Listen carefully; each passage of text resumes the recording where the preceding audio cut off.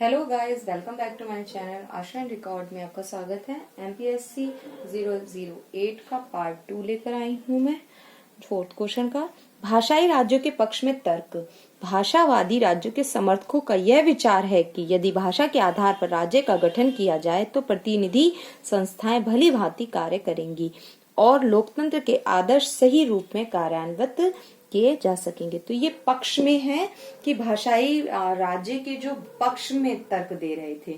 और एक भाषा सेकंड है, एक भाषा के कारण सरकारी नीतियां समर्थन प्राप्त कर लेती हैं। विभिन्न भाषाएं होने पर केवल भाषा बोलने वाले शक्ति सरकारी नीतियों के पक्ष में रहते हैं, जबकि दूसरे भाषा भाषियों द्वारा उसका विरोध किया जाता है। फलस्वरूप राज्य पूर्ण दुर्बलता को प्राप्त कर सामान्य कार्यवाही करने में असमर्थ हो जाता है। तो वो ये इसमें भाषाई की तर्क में ये बोल रहे हैं कि कई भाषाएं हो जाएं जिसके कारण एक ही सरकार पर ये ना रहे कि वो एक ही उस पर, और मतलब विभिन्न भाषाएं होनी जरूरी है। केवल एक भाषा बोलेंगे तो शक्ति सरकार पर एक ही नीतियों पर रह जाएगी, इसलिए से काफी भाषाओं कर देनी चाहिए। नेक्स्ट थर्ड पॉइंट में बोला गया है कि अनेक भाषाओं वाले राज्य में भेद भाव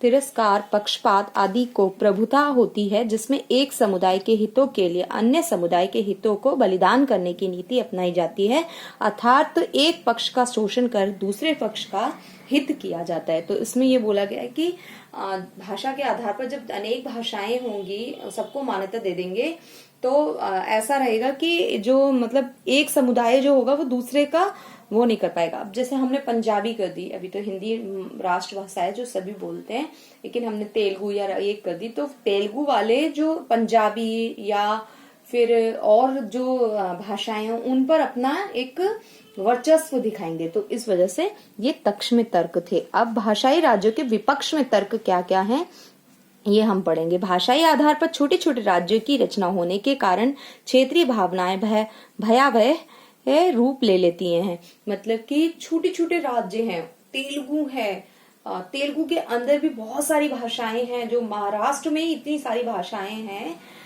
मद्रासी, पंजाबी, राजस्थानी, इतनी सारी लैंग्वेज हैं छोटे छोटे। ये एक भयावह ले लेती हैं, मतलब कि भय का रूप ले लेती हैं। प्रत्येक भाषा भाषी समुदाय अपने अपने क्षेत्र को पृथक प्रांतीय रूप में प्रदान करने की मांग हेतु ऐसे आंदोलन व तोड़फोड़ की कार्यवाहियों को का मार्ग अपनाते हैं। फिर क्या होगा कि सभी कहेंगे कि हमारी भाषा को ज्यादा वो दो, हमें अपनी भाषा चलानी है, हमें पूरे देश में अपनी भाषा का वो करना है। इस वजह से आंदोलन होंगे।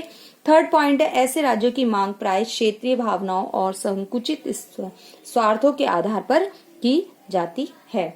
तो जो ऐसे राज्य की मांग जो की जाती है, अब राज्य की भी मांग करने लगेंगे भाषा के आधार पर, हमारा एक अलग कर दीजिए, तो ऐसे संकुचित स्वार्थों के आधार पर की जाती है कि अपना स्वार्थ सिर्फ अपने बारे में वो लोग सोचते हैं।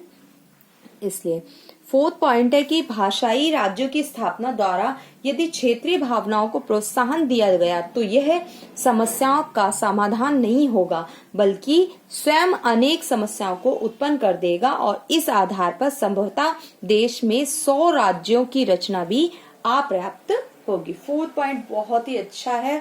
इसमें यह बोला गया कि राज्यों की स्थापना अगर हम इस तरीके से क्षेत्रीय, भाषाई और धर्म के आधार पर हम कर देंगे तो ये फिर यह समस्या इतनी समाधान नहीं होगा, इसका और ज्यादा समस्या उत्पन्न हो जाएगी।